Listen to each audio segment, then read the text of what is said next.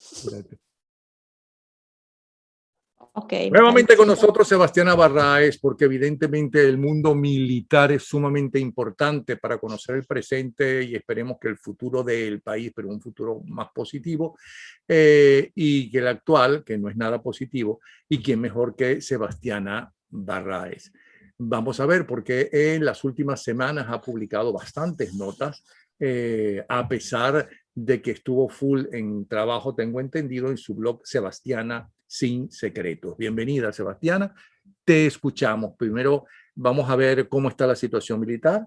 Lo de los militares secuestrados, que todavía siguen secuestrados, militares supuestamente revolucionarios, es decir, supuestamente afín al gobierno, a la narcotiranía, la persecución de los militares disidentes por parte de los grupos terroristas colombianos que apoyan al gobierno narcotirano de Maduro y compañía.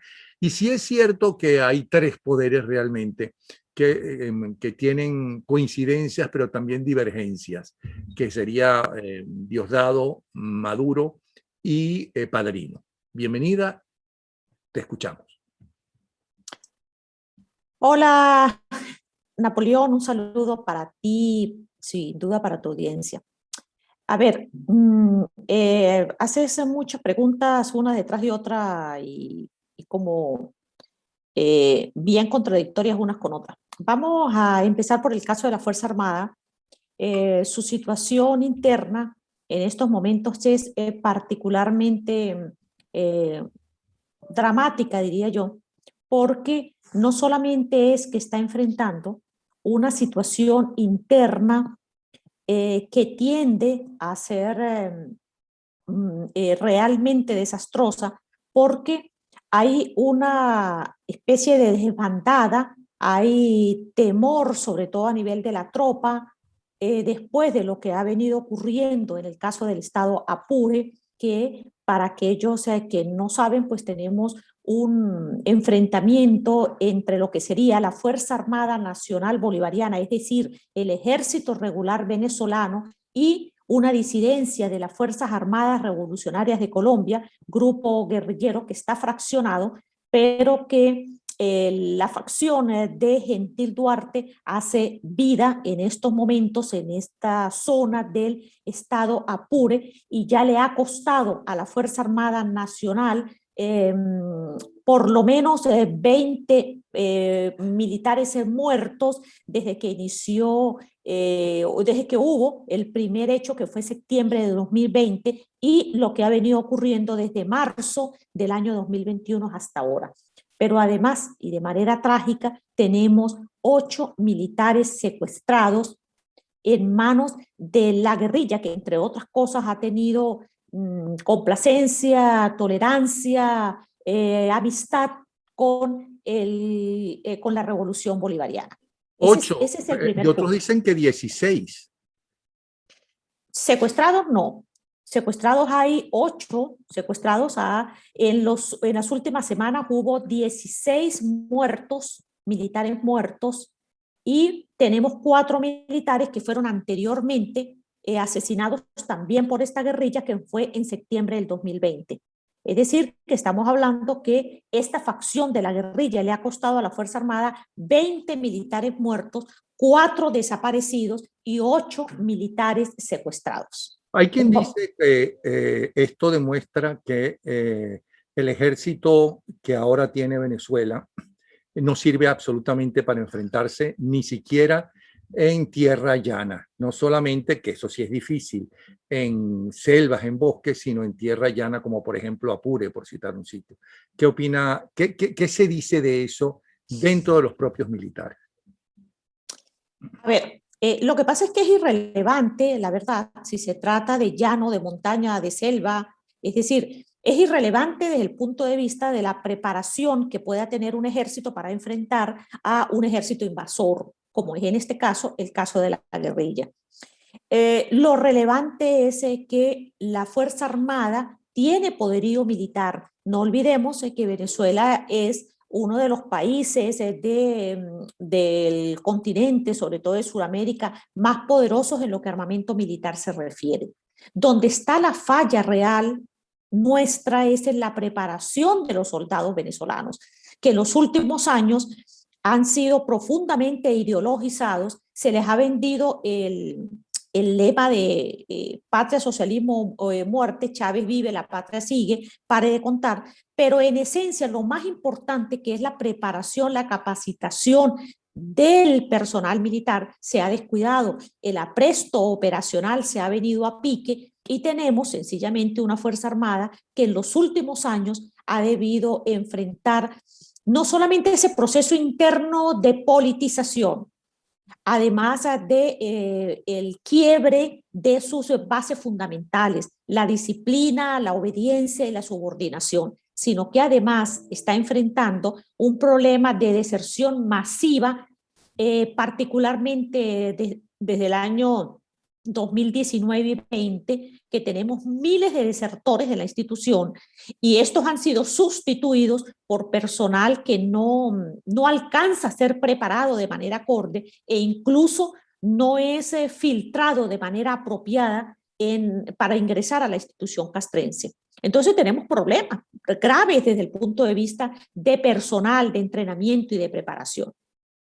Ok, sigue entonces, son pequeños preguntas que te hago para completar y complementar cosas que uno ha leído en con diferentes analistas. Entonces, seguimos escuchando sobre la situación de los militares. ¿Por qué ese enfrentamiento con Gentil Duarte si él es un terrorista también? Es decir, ¿por qué por qué el gobierno de Maduro apoya a unos terroristas, no se siente identificado con unos terroristas, permite que vivan libremente en Venezuela y que tengan poder en ciertos sectores sobre todo fronterizos, y qué es por qué no les gusta Gentil Duarte? Interesante, fíjese, la audiencia debe tener esto muy claro. Las Fuerzas Armadas Revolucionarias de Colombia son una que se fracciona en 13 grupos a partir de la división de la FARC por una vez que se suman al proceso de paz. ¿Qué sucede ahí? Gentil Duarte no es, como ha intentado hacer ver el gobierno, que de la noche a la mañana resultó narcotraficante y terrorista. No, Gentil Duarte estuvo en el proceso de paz, de conversaciones en La Habana, fue parte de ese proceso, ha tenido toda su vida dentro de la institución guerrillera, ha sido hombre de confianza de los máximos jefes de la organización Fuerzas Armadas Revolucionarias de Colombia. Es decir, no es un recién vestido que llegó a la organización y que de la noche a la mañana quiso apoderarse de ella. Es parte fundamental e integrante de la FARC. Después del proceso de paz, las disidencias de la FARC, es decir, la que representa Gentil Duarte, que nunca terminó de firmar el acuerdo de paz, él se separó antes de ese acuerdo de paz. Aunque él sencillamente, era uno de los integrantes de esas discusiones para el acuerdo de paz. Y claro, él representa una parte importante de frentes guerrilleros de la FARC en Colombia. Él se separa, no firma el proceso de paz y se convierte en la única disidencia de la FARC. Recordemos que tanto Pero perdona, pero que te interrumpa tanto. ¿Por qué se separa? ¿Por qué no está de acuerdo con esos acuerdos de paz en los cuales él trabajaba? Bueno, él argumentó que no se podía traicionar a un pueblo que ellos representaban, que sencillamente la FARC tenía una lucha histórica que debía continuar, y la verdad es que, entre otras cosas, creo que responde al control que la FARC había tenido sobre rutas del narcotráfico, sobre el control que ya tenían para ese momento de parte importante de sectores en territorio colombiano. Él tiene sus diferencias con, digamos, la FARC oficial, que ¿quiénes son? Por una parte, alias Timochenko, que termina quedándose en el poder, y por otra parte, a Jesús Santrich e Iván Márquez. que sí firmaron el acuerdo de paz. Recordemos la diferencia entre Santrich y lo que se llama la nueva Marquetalia o la segunda Marquetalia de Jesús Santrich e Iván Márquez es que el primero nunca firmó el acuerdo de paz y los segundos traicionan el proceso de paz, que ya lo habían firmado. Santrich logra sacar ventaja porque él se queda en la lucha activa, en el combate activo, y Jesús Santrich e Iván Márquez sencillamente pues se replegaron, esperaron un tiempo, Gentil Duarte logra sacarle ventaja, ocupar espacio que la FARC tradicionalmente había tenido, y cuando Jesús Santrich e Iván Márquez pretenden retomar la lucha armada, pues sencillamente Gentil Duarte les dice que tienen que empezar de cero en la institución guerrillera. De ahí viene el enfrentamiento entre esos dos sectores de la FARC. Pero y el enfrentamiento de Maduro y su banda Ya va, don Napo, ya va. Ese es un problema primero interno de la FARC. Lo tenemos muy claro. Una facción de la FARC, que es la de Gentil Duarte, se queda en la parte de Apure y por supuesto de otras áreas del territorio, pero entra en conflicto con el ala de Iván Márquez y Jesús Santrich, que entre otras cosas fueron los guerrilleros que Nicolás Maduro invita a Venezuela, le abre las puertas y le dice que son bienvenidos. Obviamente, como hay un enfrentamiento interno de esas FARC, Duarte y Márquez, pues ese conflicto lo traen a territorio venezolano. Hay una cantidad de cosas que pasaron, pero en resumidas cuentas, la Fuerza Armada empieza a actuar contra el ala de Gentil Duarte, que es ese grupo que está en Apure, al cual pertenece comandantes como alias Arturo, alias Ferley. Pero perdona, si eso es una pelea entre ellos, entre bandas terroristas colombianas, ¿no? Por mucho que Maduro y su banda apoya a un grupo, ¿por qué se va a meter en ese lío y va a mandar a lo que queda del ejército venezolano, eso que llaman ejército revolucionario bolivariano, bla, bla, bla, bla, bla, vive, Chávez vive y no sé qué? ¿Por qué van a enfrentar y poner en riesgo la vida, y varios murieron, como ya tú mencionaste, a miembros del ejército venezolano, que se maten entre ellos, que resuelvan el problema entre ellos? Claro, es que ese debió haber sido el proceso normal, que ellos siguieran su enfrentamiento interno, pero no en territorio venezolano. Y aquí lo que ocurre es que en septiembre del año pasado, cuando cité que ese grupo de la FARC había asesinado a 4 militares, es porque ahí entra en juego un grupo de militares venezolanos que hacen vida en Apure, o me estoy refiriendo a oficiales de alto rango activos que sencillamente se relacionaron con este grupo de la guerrilla de Gentil Duarte, que hace vida en ese territorio fronterizo, que maneja negocios del narcotráfico y del contrabando, de la poderosa industria del contrabando. Bueno, quisieron quitarle el negocio. Realmente por ahí empezó todo este problema.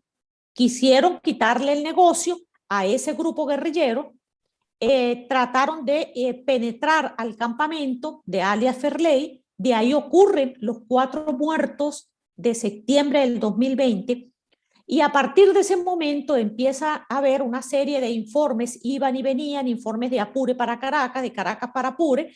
Se vio a la guerrilla como hostil contra la Fuerza Armada y deciden arrancar con esta operación Escudo Bolivariano 2021, a atacar algunas áreas donde se encontraba la FARC de Gentil Duarte.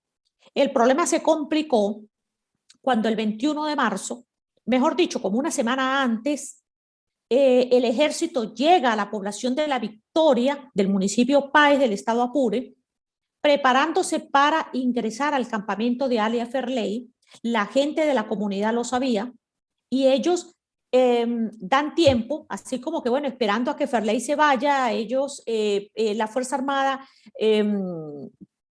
por supuesto que todo el pueblo la ve porque La Victoria no es un pueblo tampoco muy grande, todo el mundo se entera que están ahí, todos saben que van a actuar, ellos llevan una cantidad de vehículos, tanques y demás, hacen una demostración de fuerza. Y el día 20 de marzo, Alia Farley abandona los campamentos.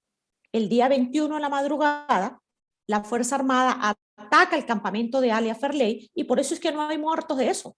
Por eso es que no sucedió nada, sencillamente porque para ese momento los campamentos estaban vacíos. Pero por supuesto, lo que hace la guerrilla no es que pasa para Colombia, como quisieron hacer ver algunos voceros del gobierno. Ellos se quedaron en territorio venezolano. Ellos habían sembrado, como lo han hecho ya desde hace años, una parte del territorio con minas antipersonales, y eso hizo que murieran los dos primeros militares, el mayor Corobo y el teniente Duarte, el primer teniente Duarte, cuando un vehículo pisa una mina antipersonal y estos dos oficiales murieron en esa zona que Sí. tradicionalmente había controlado Alia Farley. Y ya que lo mencionaste, para la semana de renuncia de Iván Simonovich, estábamos conversando y él me decía que hasta ese momento para él, Santrich estaba vivo, que no había ninguna prueba real, efectiva, de que Santrich estuviera muerto.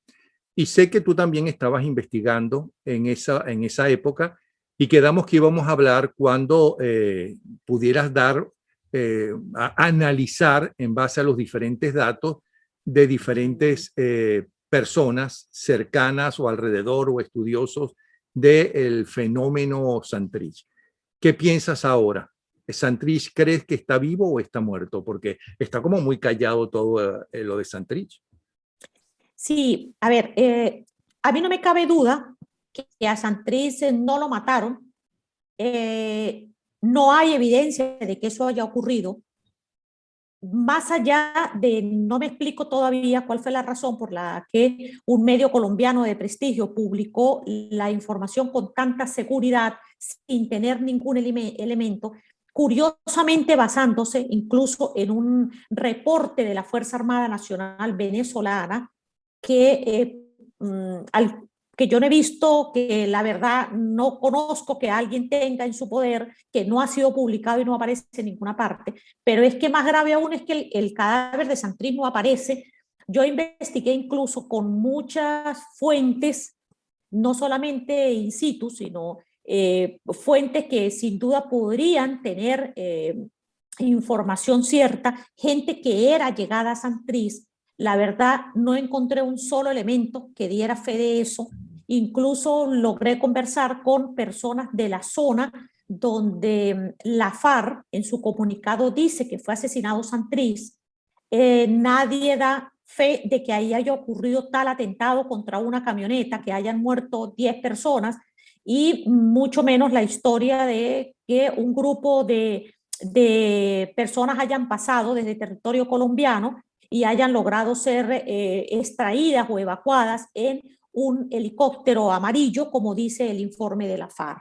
Además, la foto donde supuestamente hay un cadáver y supuestamente es él, ya se demostró que es totalmente falsa.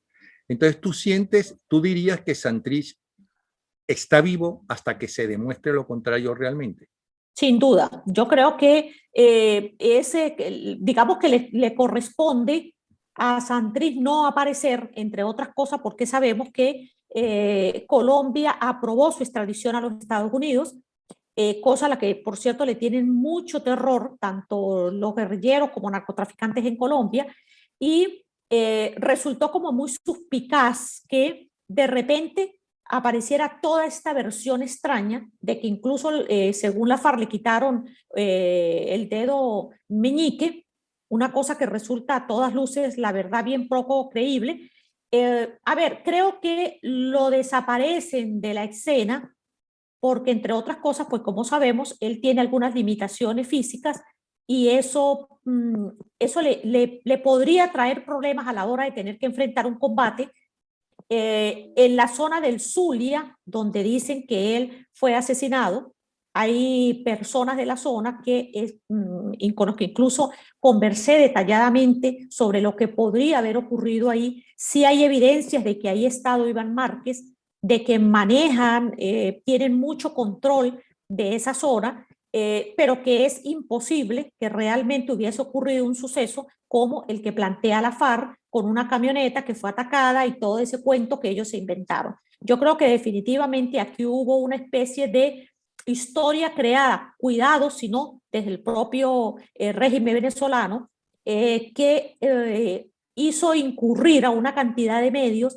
que se plegaron a esta información sin tener ni siquiera una mínima evidencia y han terminado dando como cierto una información que a mi juicio no es cierta. No hay ninguna evidencia de que Santrich realmente haya sido asesinado. Yo no digo que esté exactamente vivo, se pudo también haber muerto de cualquier otra cosa, pero por lo menos el suceso al cual se refirió la FARC no existió.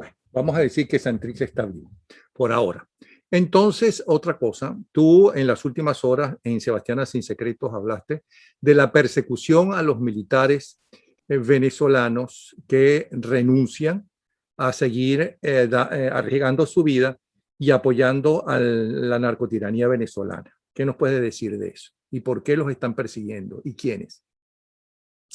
Mira, es un informe de 53 páginas de la Defensoría del Pueblo de Colombia, sobre todo en la zona de Pichada, Puerto Páez, Puerto Santander, en el que hacen un análisis de lo que ha venido ocurriendo. Ese informe tiene fecha de marzo 2021, es decir, que está reciente, y ellos hacen un análisis de lo que ha venido ocurriendo en la zona con los grupos irregulares.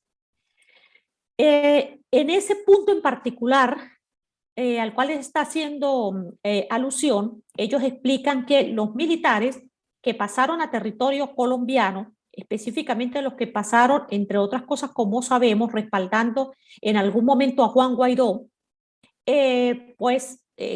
sabemos que esos militares quedaron en estado de indefensión, algunos se fueron hacia Perú, hacia Chile, hacia Ecuador, pero la verdad es que quedó un número importante de ellos en territorio colombiano, y lo que refleja este informe de la Defensoría del Pueblo de Colombia es que estos militares, por lo menos en zonas como Puerto Páez, es que ellos han sido llamados por la guerrilla colombiana, que incluso los han interceptado en la calle, que los han presionado, los han interrogado, les han pedido sus números telefónicos, digamos que se han sentido estos militares de alguna manera amenazados, porque una de las preguntas recurrentes de los grupos irregulares es si ellos los habían delatado, si ellos han mencionado que la guerrilla se encuentra en esa zona,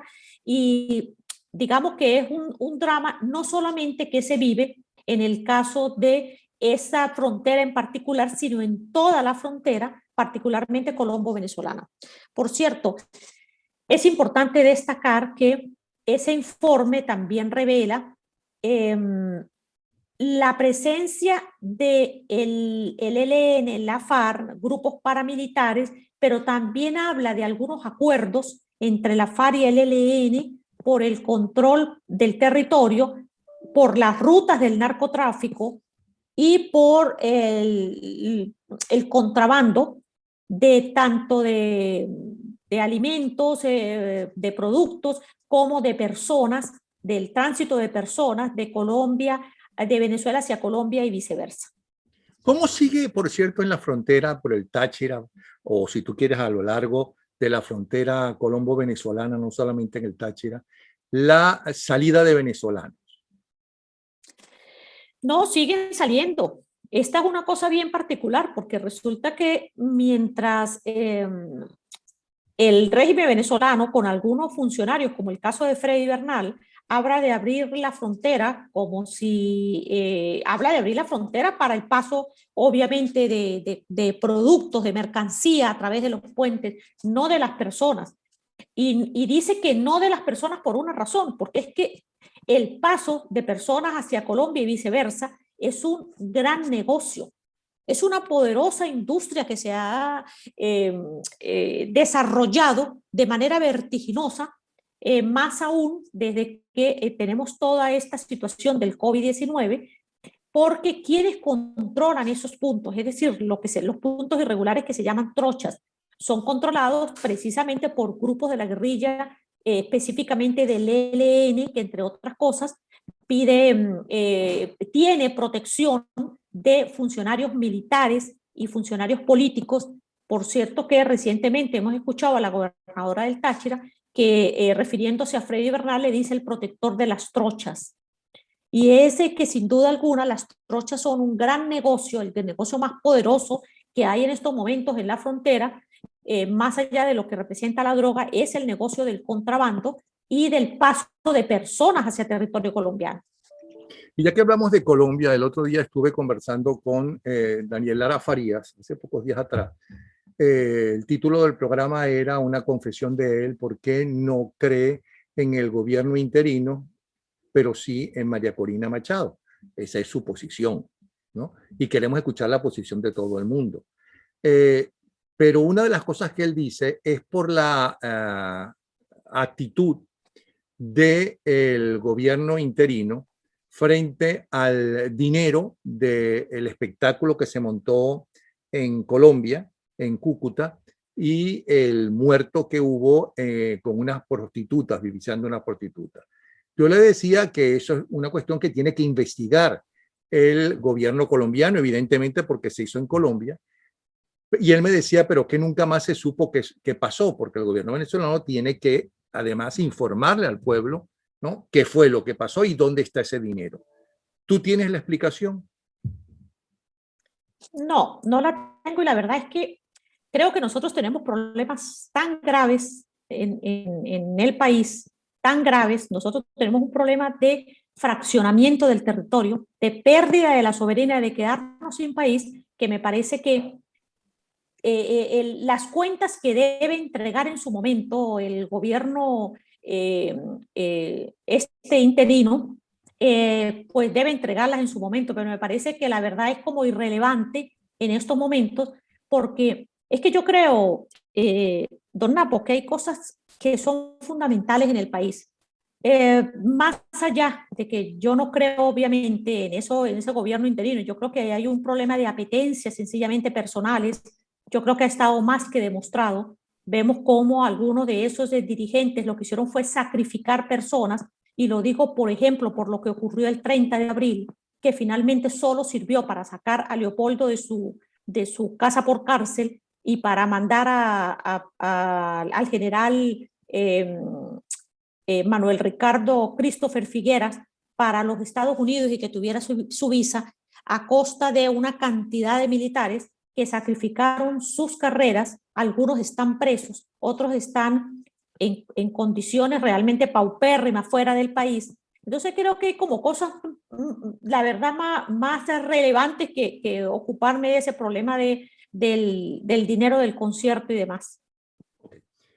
Se habla entonces, otro de los analistas me hablaba de los tres más fuertes poderes que hay en este momento en el gobierno interino, enfrentados unas veces en unas cosas y de acuerdo en otras, sobre todo en el narcotráfico, que se dividen, según le entiendo, y sería Padrino, Maduro y Diosdado Cabello. Tú que conoces a fondo el problema militar en Venezuela, ¿qué dirías a esto?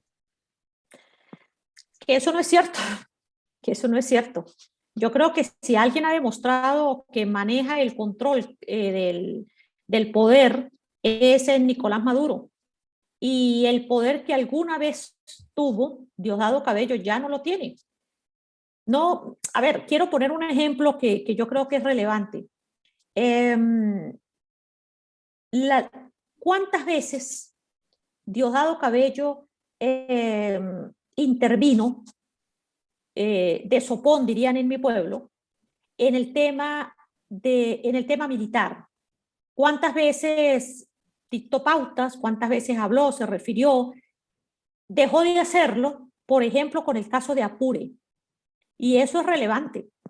Eso es relevante porque Diosdado Cabello ha ido perdiendo poder de manera agigantada, no solamente por digamos, la pérdida importante que tuvo con el desplazamiento de toda su promoción de la Fuerza Armada, sino de hombres claves que respondían a sus intereses, o digamos a su mando, pues.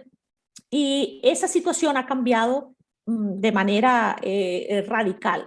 Yo creo que si vemos así en términos brutos, ¿qué representa Diosdado Cabello? Simplemente que es un diputado y el segundo jefe del Partido Socialista Unido de Venezuela, que realmente ya no tiene ni siquiera mucha fuerza. Observemos cómo Diosdado Cabello, que es una persona que se erigía en una especie de vocero de la Fuerza Armada, pues ni siquiera se involucra ni participa en lo relacionado a la situación que están viviendo los militares en el caso de Apure.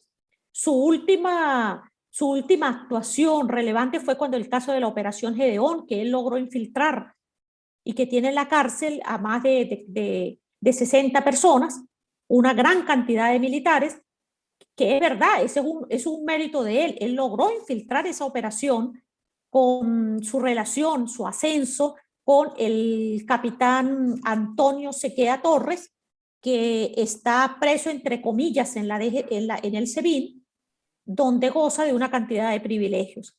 Entonces, ahí no hay ningún poder ya por parte de Diosdado Cabello, el poder que tuvo en alguna oportunidad, ¿no? Yo creo que Nicolás Maduro utiliza esa presencia de Diosdado cada vez que le es conveniente por alguna razón, pero ya Diosdado no es un hombre realmente de poder. Yo creo que el poder lo dirige realmente Maduro, y Padrino no cuenta para lo que al poder se refiere. Observemos que incluso Padrino López, que sí es un hombre de formación militar, ya tiene 36 años dentro de la institución armada,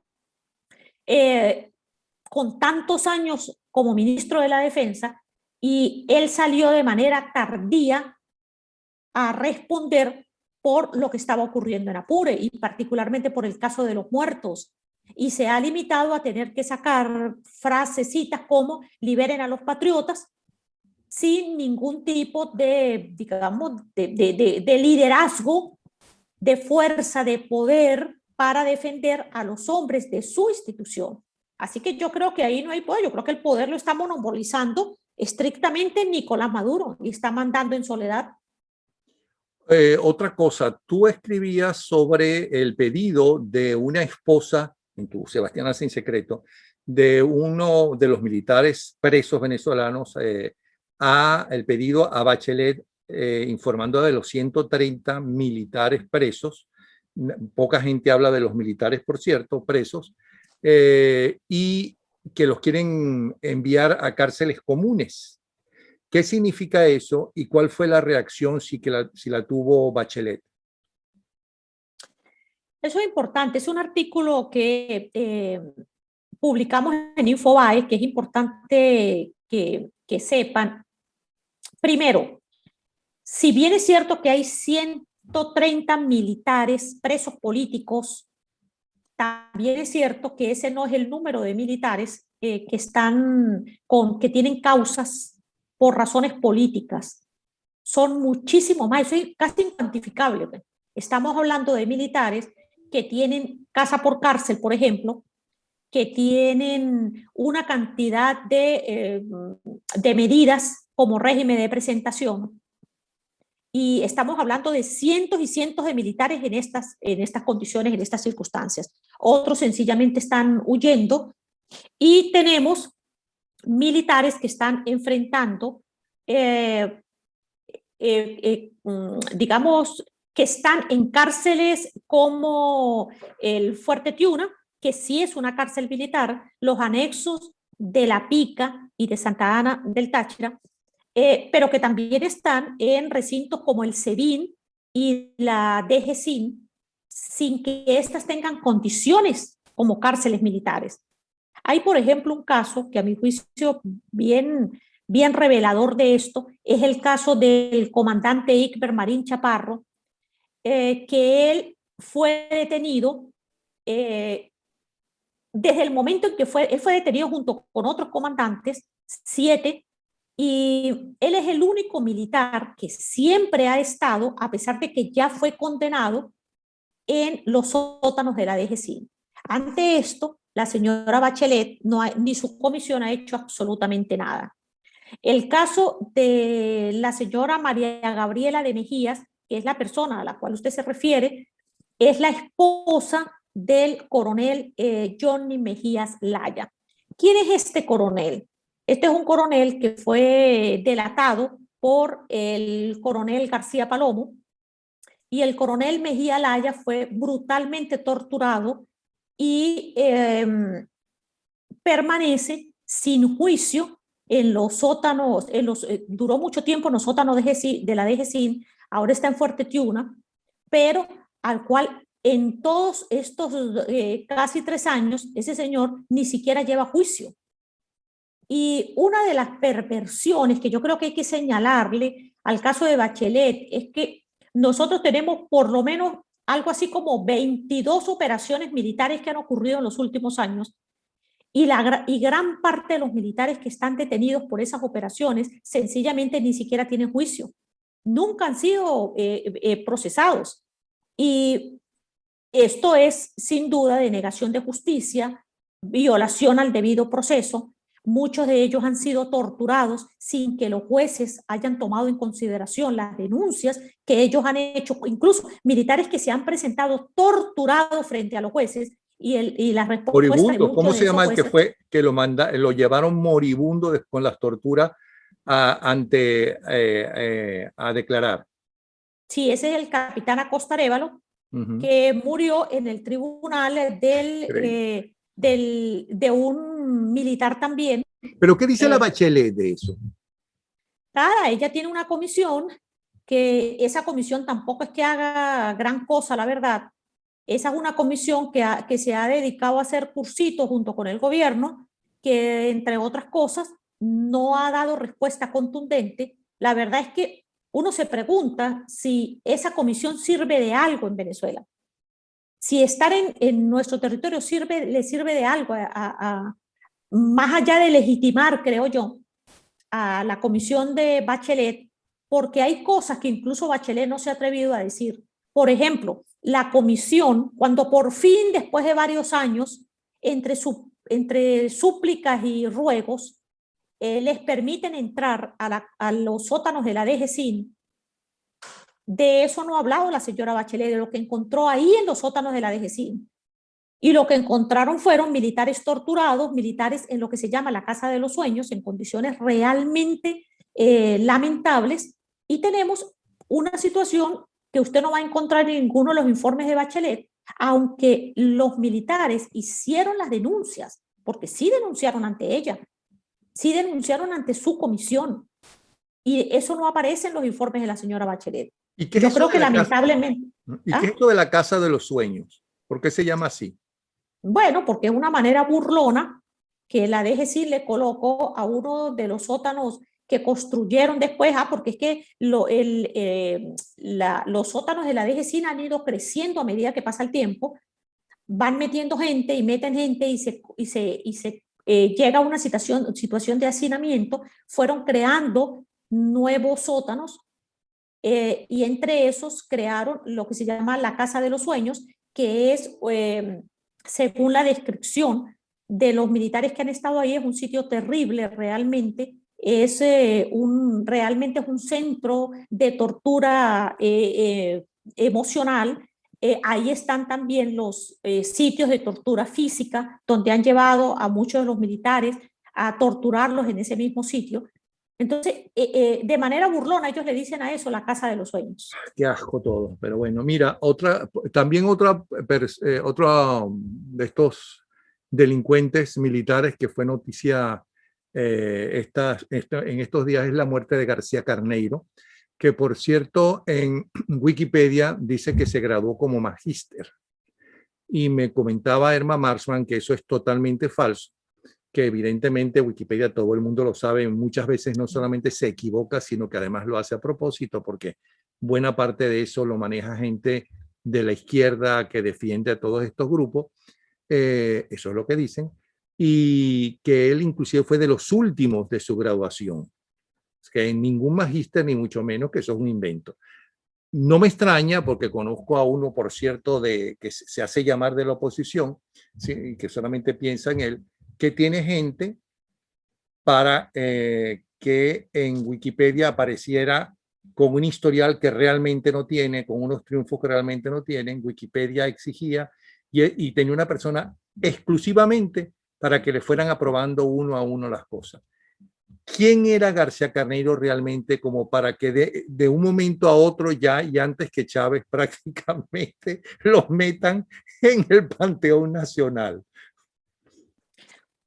Bueno, mire, a ver. ¿Y por qué se murió? Es cierto que esa voz que aparece en esa grabación es de la viuda de él, que está acusando de que murió de un infarto por el enfrentamiento con Maduro, por su hijo Nicolásito, que lo iban a mandar a Margarita y lo iban a sacar de La Guaira. Bueno, a ver, ¿qué puedo decir de García Carneiro?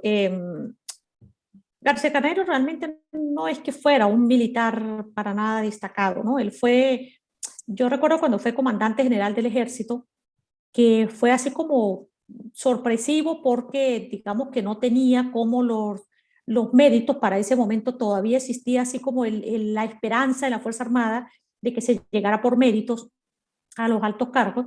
Él realmente no lo cumplió, no lo cumplía. Eh, Él tuvo una relación bien conflictiva con el general Baduel. Interno había una especie de competencia entre los que él lograba tener a su favor de manera, digamos, muy radical y los que tenía el general Baduel, que la verdad sí tenía censo y sí tenía liderazgo en la institución armada, ¿no? Creo que su paso o su cumbre en la Revolución Bolivariana realmente fue el 11 de abril. Yo estuve en Fuerte Tiuna y la verdad es que hay algunas cosas que en esas de la historia que es impresionante. Ahí se dijo, entre otras cosas, que él salió, que sí enfrentó una cantidad de gente y demás. Bueno, eso no es tan así. Pero, ¿sabe? Yo quisiera tener un poco de respeto por su familia, por lo menos. Yo creo en eso, la verdad.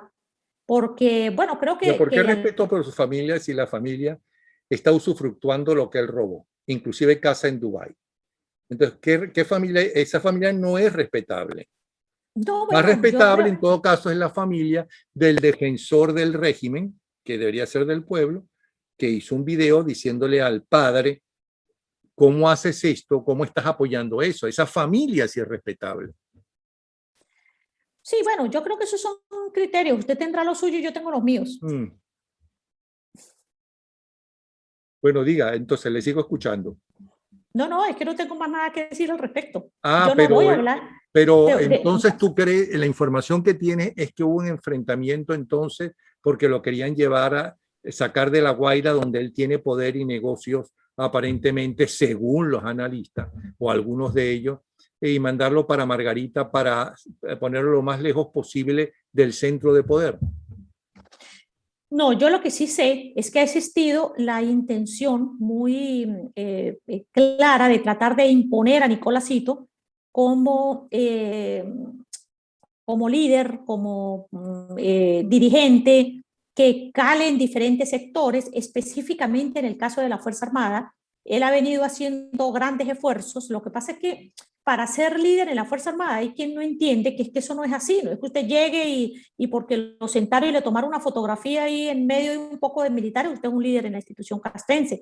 Eso no funciona ahí así, eso se hace en base a una cantidad de cosas que tienen que ver con las propias relaciones que hacen los militares entre ellos, su componente. Es hasta difícil para un militar con todo y grados que pueda tener y algún nivel de liderazgo poder tener ascendencia a la institución. Entonces, ahí han intentado imponer a Nicolás Maduro Guerra yo no entiendo por qué. Yo creo que es algo así como que, bueno, si yo soy el comandante en jefe de la Fuerza Armada, o por lo menos tengo ese título, entonces yo puedo hacer que a mi hijo lo asuman también como líder dentro de la institución armada. Eso no funciona así, no les ha funcionado. Pero sí ha existido la idea de que cualquiera que se postule, por el caso de Vargas, pues tiene la ventaja primero de que es un lugar que está muy cerca del centro de poder. En el estado Vargas hay una cantidad de relaciones, de intereses bien poderosos, económicos, por las empresas, por el puerto, por lo que significa el puerto, y no sé exactamente qué hay en la cabeza de Maduro para tratar de imponer a su hijo como líder político y militar, pero sí sé que eso ha existido, se lo han impuesto incluso a varios militares. Uno me comentaba en una oportunidad que era una situación muy incómoda, la verdad, porque, bueno, porque es que ni siquiera dirigente político realmente es, y es muy difícil que en la Fuerza Armada además tú metas a alguien ahí como a juro y lo coloques y haya que aceptarlo, ¿no? Pero sí sé que Nicolás Maduro ha intentado hacer eso con su hijo, con relación por lo menos a la Fuerza Armada, y sé que lo ha intentado hacer con el caso de Vargas. Bueno, pues Sebastiana, muchísimas gracias por ponernos al día, como nos pones con tu blog, Sebastiana Sin Secretos, y lo que escribes, entre otros, y te publica, entre otros, Infobae, sobre el mundo militar o lo que queda de él en Venezuela. Sí, yo No, quería que me permitieras decir algo. claro, lo que quieras. Sí, yo quiero decir algo en relación con el caso de los militares secuestrados, porque creo que eso se ha convertido como en una noticia de estas de sucesos del día, y ese es un caso más grave de lo que creemos, no solamente para la institución castrense, sino para el país. Nosotros estamos hablando de militares que están siendo usados para forzar a un acuerdo, a una negociación con el Ejecutivo Nacional y con la Fuerza Armada. Y bueno, lo que creo que es relevante es que ese no son unos secuestrados cualquiera. Estamos hablando de los miembros de la institución que legalmente tiene la obligación de defender el territorio y la soberanía. Y estos militares no están siendo secuestrados por un grupo cualquiera, están siendo secuestrados por un grupo irregular armado del cual nosotros veníamos advirtiendo desde hace muchos años. Yo tengo miles de publicaciones que hice al respecto, artículos donde denunciaba el avance y la presencia de la guerrilla en territorio venezolano, que esto no fue considerado. Ahora bien, en la población civil existe un sentimiento adverso hacia la Fuerza Armada. La pregunta es, ¿de verdad a nosotros nos importa tampoco el país que por ese sentimiento quizás de venganza y de retaliación, de desprecio que hay en muchos sectores de la Fuerza Armada, nosotros preferimos favorecer a una guerrilla irregular, extranjera, armada, que está usurpando, usufructuando nuestro territorio, cuando la obligación nuestra debería ser exigirle a los altos mandos de la Fuerza Armada que le dé una respuesta contundente a esa organización, porque a ese grupo guerrillero no lo trajimos los periodistas a territorio venezolano. A ese grupo guerrillero le dio la bienvenida el régimen venezolano y especialmente la Revolución Bolivariana. Yo sé, Napoleón, de funcionarios, de altos funcionarios del gobierno que se han reunido con jefes de la guerrilla colombiana, tanto de la FARC como del ELN, que la FARC y el ELN tienen sus intermediarios con el gobierno, dirigentes, sé porque conozco a varios en el Táchira, por ejemplo, que son intermediarios de la guerrilla colombiana con el gobierno nacional, y esto es un drama realmente grave lo que estamos viviendo. O sea, nosotros estamos realmente ante una situación que nos puede plantear la pérdida de parte importante del territorio venezolano, porque son áreas tomadas por la guerrilla, por la FARC, por el ELN y por grupos paramilitares que tienen tomado gran parte de nuestra frontera. Entonces yo creo que es necesario decirle a la Fuerza Armada que debe cumplir con su función de defender el territorio y la soberanía, que no es que la guerrilla les llegó sorpresa, porque yo incluso sé, porque lo vi, las listas y los mapas de ubicación de los campamentos de territorios guerrilleros en Venezuela que están en la Fuerza Armada y que incluso tienen las ubicaciones de cada uno de esos comandantes guerrilleros, que saben dónde están los campamentos, que tienen los números telefónicos de los cuales se comunican. Entonces, yo creo que aquí hay que hacer realmente una exigencia a la Fuerza Armada para que le responda a los venezolanos, porque la verdad es que uno lo que tiene que es preguntarle, ¿usted a quién prefiere? ¿Usted de verdad, nuestra Fuerza Armada, de verdad el pueblo venezolano, de verdad el común de nosotros, prefiere a esa guerrilla irregular colombiana que además no es que tenga intereses altruistas con Venezuela, sus intereses son el control de las rutas del narcotráfico y del control de la poderosa industria del contrabando y de extorsión que usa contra los habitantes fronterizos? Bueno, yo voy más allá. Hay más de un país que desapareció y se dividió con la división. Por ejemplo, Yugoslavia.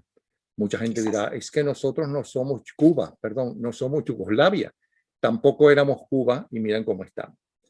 Entonces, yo sí creo que es grave y sobre todo esta gente que no cree en nacionalidades ni en nacionalismo. Vamos a recordar que ya Chávez Frías, cuando estaba vivo, habló de una sola nación de Cuba y Venezuela unidos. Y no es nada nuevo. Inclusive Simón Bolívar era de otra época, son otras razones, pero hablaba de la necesidad de la Gran Colombia, ¿okay? Para unirse, para ser fuertes, pero a favor del pueblo. Estos son para ser fuertes a favor de sus negocios del narcotráfico. Y lo de menos es la ideología, que eso ya para ellos hace mucho tiempo no es nada importante. Así es, y yo creo que es bien lamentable que incluso los sectores de oposición en Venezuela tampoco reaccionan ante este hecho. Yo creo que más allá de lo que ha dicho por allí Guaidó, uno que otro tirito, que la verdad, a mi juicio, eso es irrelevante, la verdadera lucha de nosotros tiene que ser por la defensa del territorio y de nuestro territorio y nuestra soberanía, porque nosotros estamos perdiendo realmente el país. Y aquí estamos enfrascados en unas luchas intestinas irrelevantes, la verdad, que si las elecciones, que si el CNE, que si los acuerdos de diálogo, que la verdad no pasan de ser más que un refrito, diríamos, en el arco periodístico, de lo que ha ocurrido durante varias veces ha ocurrido en estos diálogos que vuelven otra vez y parece que nunca aprenden la lección. Y tenemos una situación bien grave en el país que yo creo que hay que definir. Y esto no lo va a resolver precisamente una elección. Nosotros estamos realmente en peligro de perder la república, de perder el país, de perder el territorio y de que el territorio se fraccione en manos de grupos irregulares colombianos. Bueno, nosotros no somos Yugoslavia, dirán más de uno. Un abrazo, Sebastiana, y como siempre, muchas gracias por estar con nosotros, muchas gracias por tu valentía, por tu trabajo tan serio, ¿no? Y de día a día, de lunes a domingo. Un abrazo.